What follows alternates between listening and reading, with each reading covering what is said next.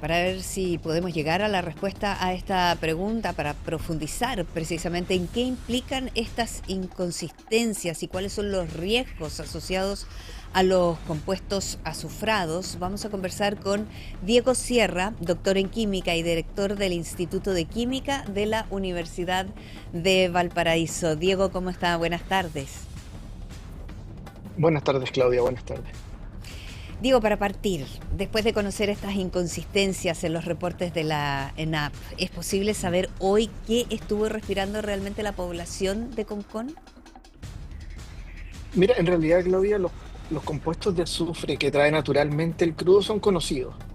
Eh, y el azufre, ¿no es cierto?, que está contenido en el petróleo, por normativa, ¿no es cierto?, es recuperado por las refinerías de petróleo, no solo por ENAP, por cualquier refinería de petróleo en el mundo, mediante un proceso químico que es bastante conocido y está bastante bien documentado. ¿Ya? Mediante ese proceso, uno debiera ser capaz de quitar prácticamente el 98-99% del azufre que está en el crudo, ¿vale? Ujú. El azufre que uno podría estar expuesto cuando trabaja en una refinería o cuando vive en los sectores aledaños a una refinería es el ácido sulfídrico, ¿vale? Que es este compuesto gaseoso que es el olor, ¿no es cierto?, propio de los pantanos, eh, que también es el olor, ¿no es cierto?, propio de los huevos cuando se descomponen, ¿vale? Que sí tiene una cierta toxicidad asociada, pero que ventajosamente los seres humanos somos capaces de percibirlo a concentraciones muy, muy bajas. Pero, ¿y qué tan contaminante es para nosotros en términos de nuestra salud? Porque está bien, se reconoce el olor, pero ¿cuánto puede incidir en la salud de Mm. las personas y finalmente del medio ambiente también que hay alrededor de la ENAP? Bueno, eso va a depender de la concentración que se libere. ¿Ya? Todo depende de la cantidad de sustancia, ¿no es cierto?, que sea liberada al medio ambiente. Si las concentraciones son bajas, los síntomas principalmente tienen relación con dolores de cabeza, mareos, ¿no es cierto?, náuseas. Ahora, si las concentraciones se van elevando, lo más probable es que ocurran eh, eh, efectos a la salud de las personas como am, desmayos, ¿no es cierto?, irritación de las vías respiratorias principalmente. Diego, a ver, para que lo podamos entender bien, por una parte, comprendo que la mayoría del crudo va a implicar azufre, que hay una recuperación del 98% del Mm. azufre, pero al mismo tiempo estamos entendiendo de que si esta concentración aumenta, eso significa que efectivamente en las diferencias en la recuperación del azufre podría haber habido una inconsistencia en la información respecto a lo que hizo ENAP. ¿Qué significa que ese proceso no alcance, por ejemplo, el porcentaje exigido y que podría terminar liberándose al ambiente? ¿Es efectivo que no hay una recuperación total?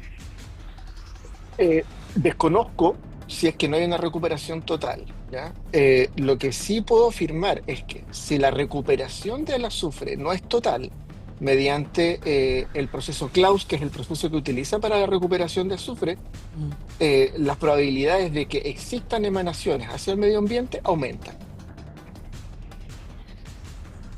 Ya, o sea, tampoco, en principio había entendido que se estaban cumpliendo con los estándares, pero estamos haciendo un análisis respecto a los procesos entonces. Exactamente, o sea, yo no desconozco el informe Mm. de ENAP.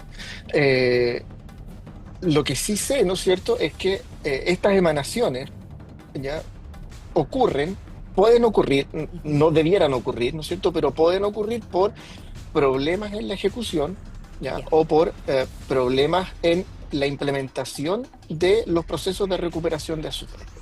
Si hay problemas, es muy probable que ocurran emanaciones. Ahora, los efectos de estas emanaciones van a depender de De las qué tan concentraciones. intensa haya sido la emanación. Si la Claro. emanación es leve, vamos a sentir el olor y vamos a tener sintomatologías que van, ¿no es cierto?, desde dolores de cabeza, Ujú, náuseas, ¿no es cierto? ujú. Si las concentraciones siguen subiendo, podemos pasar a instancias un poco más severas, como irritación de las vías respiratorias, ya irritación de las mucosas oculares también, y en el caso de estar en un lugar donde ocurre la emanación específicamente, ¿no es cierto? Las consecuencias de una emanación grande de ácido sulfídrico podrían llegar a ser fatales, ¿vale? Pero hasta donde sabemos, ese no es el caso. Hasta donde sabemos, pero ¿de qué depende que una exposición pase de provocar molestias como dolor de cabeza o la Mm. irritación de los ojos, ¿cierto? A generar un problema más grave porque en definitiva no sabemos durante cuánto tiempo se han estado emitiendo mayor cantidad de concentraciones de azufre. Claro. A lo mejor preguntándole a la gente del sector o más allá del sector, podríamos saber que han sufrido de aquellos síntomas durante 10 años. ¿Qué significaría eso en la salud de las personas? Mira, reportes a largo plazo respecto a la exposición prolongada de ácido sulfídrico, como es un gas, ¿no es cierto? Y como nuestro sistema olfativo está no diseñado, pero sí lo reconoce desde muy bajas concentraciones, Ujú. eh, lograr, ¿no es cierto?, trazar lograr trazar, ¿no es cierto?, los efectos a largo plazo es muy complejo, ¿ya? Porque generalmente esto ocurre en forma de episodios, ¿no es Ujú. cierto? No es que hayan emanaciones constantes diariamente, ¿no es cierto? Esto se ha registrado en forma de episodios, ¿no es cierto? Que son muy focalizados, ¿no es cierto?, en periodos cortos de tiempo, ¿ya? Donde la gente siente estas molestias, se percibe el olor en el ambiente, ¿no es cierto? Y en algunos casos, niños y adultos mayores, como tienen su sistema respiratorio, ¿no es cierto?, más vulnerables, sienten mayores incomodidades, ¿no es cierto?, y mayores síntomas respecto a estas emanaciones. Ahora, es muy probable que, como te decía, que esto, como son episodios focalizados, ¿no es cierto?, no generen problemas a la salud pública o no hayan generado hasta este momento problemas a la salud pública a largo plazo, ¿ya? Porque este compuesto azufrado, ¿ya? Ujú. Es un compuesto gaseoso, en general es más denso que el aire, por lo tanto tiende a permanecer más bien en la superficie, a diferencia de los otros gases azufrados como los que se eliminan mediante o por el proceso, ¿no es cierto?, de refinamiento de metales como el cobre, que Ujú. generan lluvia ácida. Estamos hablando de otro tipo Sí. diferente de compuestos, de una familia distinta, Ajá. ¿vale? Esto genera más bien problemas, ¿no es cierto?, de manera inmediata cuando la gente está expuesta a él, ¿no es cierto? A Ujú. largo plazo no tengo registros, ¿no es cierto?, o no existen registros de problemas que ocurran a la salud pública, ¿no es cierto?, de una población grande de personas por exposición prolongada. Claro, porque si vemos lo que los vecinos de Concón, de Quintero, de Puchuncaví Mm. han dicho permanentemente, estas denuncias de fuertes olores, em, olor a huevo podrido, como decía usted, conversamos con Diego Serra, doctor en química de la Universidad de Valparaíso Sierra, digo, ese es el apellido. No me quiero poner alarmista, pero ¿cuántas veces hemos visto que en determinadas zonas del planeta, no vamos a decir solamente de Chile, ha habido una recurrente exposición a diferentes químicos y que finalmente la gente empieza a desarrollar cáncer, por ejemplo, y que se han tenido que hacer estudios, denuncia a través de abogados, etcétera, donde finalmente las empresas reconocen que hubo una exposición mayor de la gente, pero que no lo habían dicho. Del azufre entiendo entonces que no hay ningún reporte, no hay ninguna investigación en el mundo que haya generado un problema de salud pública mayor. Más que no hayan investigaciones, no hay evidencia que digan que la exposición a estos gases de manera no prolongada, sino de manera, ¿cómo se llama? ¿Cómo decirlo? Eh, de manera no recurrente, ¿ya? Ujú. Generen problemas a largo plazo en la salud pública. Lo que sí ocurre, ¿ya? Es que cuando estas emanaciones, ¿ya?, suceden, es que se genera una gran incomodidad en la población, ¿vale? ¿Por qué? Porque realmente es un químico, ¿ya?, que tiene un olor muy fuerte, ¿ya?, que es irritante, ¿ya?, y que sí puede generar problemas graves cuando las concentraciones son muy elevadas, ¿ya? Existen reportes en el mundo sobre contaminación de otro estilo, ¿ya? Por material, ¿cómo se llama? Orgánico e inorgánico, ¿no es cierto? Que Ujú, sí es capaz de causar problemas severos como, por ejemplo, cáncer, ujú. ¿ya? Eh, pero en el caso del ácido sulfídrico, yo no tengo conocimiento de reportes respecto a recurrencia de cáncer en lugares donde se ocurran estas emanaciones. Ya. ¿Ya? Ahora, ENAP sostiene que las estaciones cercanas a la refinería cumplen desde 2019 con la norma para dióxido de azufre. ¿Eso basta para descartar riesgos? ¿Hay otros compuestos, a lo mejor, parámetros que también deberían estar siendo monitoreados?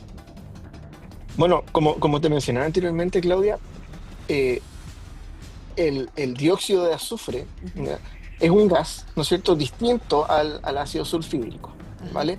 Si monitoreamos dióxido de azufre, ¿ya? No vamos a monitorear ácido sulfídrico, ¿vale? Si los sensores están calibrados para ese compuesto, miden ese compuesto. Es posible que estemos midiendo selectivamente, ¿no es cierto?, y muy bien óxidos de azufre, pero Ya. estemos dejando de lado el ácido sulfídrico, ¿vale? Que tiene Ajá. propiedades completamente diferentes. A pesar de que ambos están constituidos por azufre, tienen características químicas completamente diferentes. ¿Y ese óxido de azufre, cuál vendría a ser, si no está medido correctamente, las consecuencias para las personas? Bueno, conocemos las consecuencias del dióxido de azufre en la atmósfera, ¿no es cierto? Basta con mirar el valle de Puchuncaví, Mm. en las condiciones en las que está, ¿no es cierto? Actualmente es un valle casi inerte, ¿ya? Porque la refinería de cobre, ¿no es cierto?, Mm. eliminó dióxido de azufre que en la atmósfera se Ujú. transforma en ácido sulfúrico y genera lluvia ácida, ¿vale? Ahí tenemos un problema ambiental muchísimo más serio, ¿no es cierto? Y de mucho más largo plazo. ¿Y la refinería de Concón no podría estar en una situación similar? Hasta ahora vemos naturaleza, biodiversidad, las personas no Mm. han generado enfermedades notorias, digamos, como sí ha pasado en otros sectores. Por lo tanto, podremos asumir que el dióxido de azufre estaría controlado. Podríamos asumir que el dióxido de azufre está controlado de acuerdo a la información que entregan ellos. Y por eso, Ah, Claudia, es importante algo. ¿eh? Es importante que existan estaciones de monitoreo. Ujú. Es importante que esas estaciones sean manejadas por entidades públicas, ¿no es cierto? Y que sean entidades que estén capacitadas para hacer esto, ¿no es cierto? Y que tengan el presupuesto para hacer esto de la manera apropiada y correcta. Claro. Porque de otra forma, cuando ocurren este tipo de episodios, vamos a poder tener una contraparte, ¿no es cierto? Podemos tener los datos que entrega la RPC y Ah, vamos a poder contrastarlos también con los datos externos y poder saber, ¿no es cierto?, dónde ocurrió la emanación, qué es lo que emanó, ¿ya? Eh, cuál es la peligrosidad del químico que fue emanado y por lo tanto eso nos va a permitir tomar decisiones más certeras para cuidar la salud de la gente que vive en los sectores aledaños. ahora una pregunta, Diego, ¿eso no existe en Chile o no es suficiente lo que hay?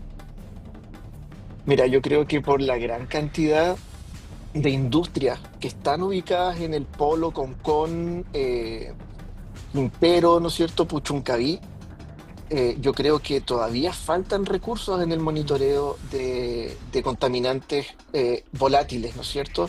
Como compuestos orgánicos volátiles, compuestos aromáticos, óxidos de azufre y ácido sulfídrico. Mm. Y por lo tanto, para finalizar, Diego, conversamos con Diego Sierra, doctor en química de la Universidad de Valparaíso.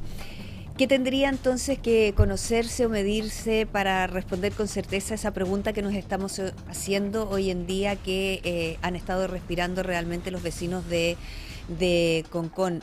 ¿Cuál es la responsabilidad que tiene que cumplir tanto el Estado como las empresas como para responder a mantener la salud de las personas? Mira, la responsabilidad de producción limpia siempre recae en las empresas. ¿Ya? Yo tengo que cuidar que mi producto, ¿no es cierto?, lo que yo voy a producir genere el menor impacto posible. ¿Ya? Eh, el Estado tiene la misión de hacer cumplir la normativa, ¿ya? Salvaguardar a la población, ¿vale? Y para eso puede tomar medidas como, eh, por ejemplo, inspecciones, ¿no es cierto? Instalación de plantas de monitoreo, ¿ya? Y para eso, por ejemplo, las universidades somos bastante buenas. Nosotros tenemos el conocimiento, tenemos las capacidades, ¿no es cierto?, en personas que permiten diseñar este tipo de metodologías de control, ¿ya? Lo que faltan son los recursos para implementar este tipo de medidas. Es súper importante lo que tú dices, Diego, la vinculación del mundo Mm, académico con el mundo privado y el mundo público debería ser de suma importancia y de suma urgencia incluso, porque ahí está el conocimiento finalmente, y no estamos hablando solamente de empresas y de política, sino que estamos hablando de gente que se dedica justamente al estudio de toda índole. Así que ujú. efectivamente la solicitud al mundo académico creo que es vital hoy en día para llevar países en mejores condiciones. Y también, Claudia, si me permites un minuto, hay algunas políticas, ¿no es cierto?, y acciones que se tienen que tomar respecto a el crecimiento de zonas urbanas alrededor de zonas de sacrificio. Eh, en este momento yo creo que hemos sido muy laxos en permitir la instalación de zonas habitacionales aledañas a empresas que son empresas contaminantes, ¿no es cierto? Porque lamentablemente el sector productivo depende de sacrificar ciertas zonas, ¿ya? Con el fin, ¿no es cierto?, de generar riqueza. Lo que no podemos permitir, ¿no es cierto?, es poner en riesgo a la población permitiendo que se instalen a metros incluso de empresas que sí eventualmente podrían tener algún problema de contaminación. Yo creo que ese también es otra área y Sí. otro problema que tenemos que conversar como sociedad, ¿no es cierto?, respecto a dónde vamos a definir zonas de sacrificio, ¿vale? Tenemos que tener zonas de exclusión alrededor de estas zonas, ¿ya? Donde la gente puede circular pero no puede permanecer, ¿ya? Ventana es probablemente el caso emblemático de Claro. Chile respecto a un lugar que es una zona de sacrificio donde tenemos gente viviendo a metros, ¿no es cierto?, de empresas que son extremadamente contaminantes. Sí, como esas, muchos además, y la excusa es que finalmente las poblaciones se van quedando cerca de los lugares donde trabajan, pero esa prohibición tendría que ser algo importante. Diego, te agradezco mucho que hayas compartido con nosotros todo tu conocimiento, doctor en química de la Universidad de Valparaíso. Nos queda un poquito más claro lo que puede llegar a pasar, lo que está pasando y lo que debería pasar además. Muchas gracias. Gracias a ustedes.